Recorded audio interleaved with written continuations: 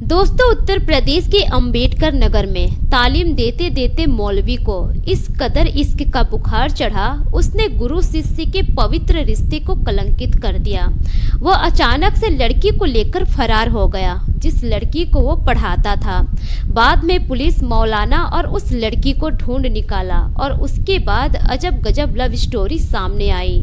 दोस्तों, आइए जानते हैं मामले की पूरी कहानी इस वीडियो में। पर वीडियो में आगे बढ़ने से पहले आप सभी से एक ही रिक्वेस्ट है कि वीडियो को लाइक कर दीजिए और चैनल को भी सब्सक्राइब कर दीजिए ताकि मेरा हौसला बढ़ता रहे। दोस्तों, मेरा नाम है तबस्सुम खातून और आप सभी का मेरे चैनल पर स्वागत है। दोस्तों, आज की सच्ची घटना है उत्तर प्रदेश के अंबेडकर नगर की, जहांगीरगंज क्षेत्र की। दरअसल संत कबीर नगर जनपद के घनघटा थाना क्षेत्र के पोखरा भिटवा गांव का रहने वाला एक व्यक्ति, जिसका नाम होता है निसार खान। निसार खान पेशे से मौलवी होता है। वो पढ़ाने का काम किया करता था मदरसों में। मौलवी निसार खान यूपी के जहांगीरगंज क्षेत्र के एक मदरसे में दर्शकों से पढ़ाया करता था। उसी मदरसे में उस इलाके के पूर्व प्रधान की बेटी भी पढ़ने के लिए आया करती थी। पिछले 9 साल से वो लड़की वहां पर पढ़ने आया करती थी और जो मौलवी थे उसके घर में जाकर पूर्व प्रधान की बेटी को ट्यूशन भी पढ़ाया करते थे। इसी तरह से धीरे धीरे वक्त गुजरता है। उस मौलवी को पूर्व प्रधान के घर के बेटी को पढ़ाते हुए लगभग 9 साल गुजर जाते हैं। वो लड़की अच्छे से पढ़ाई भी कर रही होती है। पढ़ाई लिखाई में लड़की बहुत तेज होती है, लेकिन इसी दौरान जो मौलवी होता है आंखें चार होती है उस लड़की से और धीरे धीरे करके वो मौलवी उस लड़की को दिल दे बैठता है। और कहीं न कहीं जो पूर्व प्रधान की बेटी होती है वो भी धीरे धीरे मौलवी से प्यार कर बैठती है।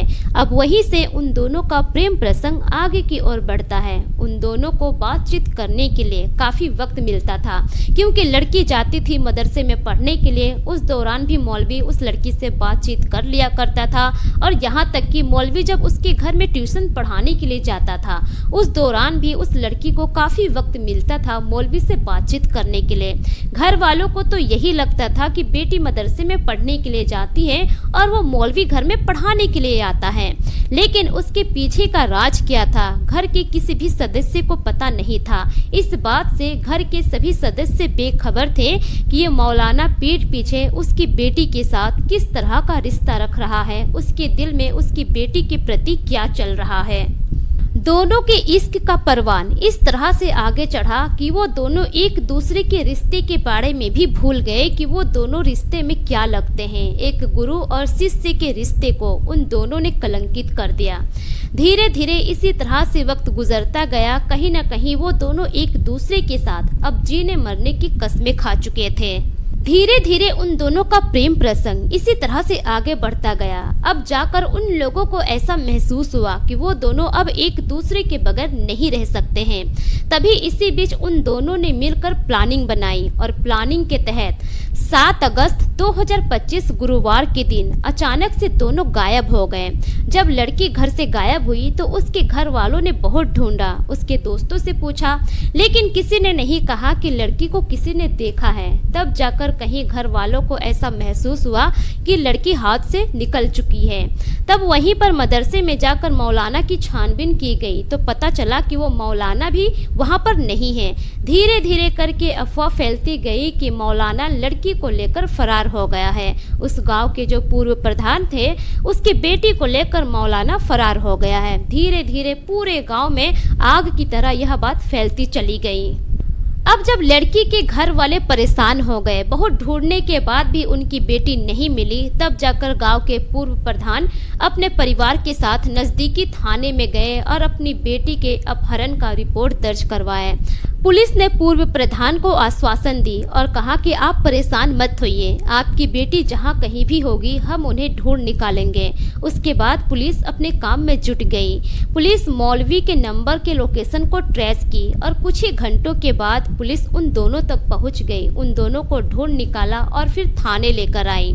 थाने लेकर आने के बाद अब जो थाना प्रभारी अध्यक्ष श्यामदेव थे उन्होंने लड़की से पूछताछ की और कहा कि बताओ तुमको क्या इस इस मौलवी ने अपहरण किया था। तब जाकर लड़की ने कहा कि ऐसा कुछ भी नहीं है, मैं इनसे प्यार करती हूँ और मैं अपनी मर्जी से इनके साथ गई थी। मैं काफ़ी सालों से इनसे प्यार करती हूँ और इन्हीं के साथ आगे की पूरी ज़िंदगी गुजारना चाहती हूँ। जब लड़की के माता पिता, उसके पूरे परिवार वालों ने यह बात खुद अपनी बेटी के मुंह से सुनी तो उन लोगों के भी पैरों तले जमीन खिसक गई।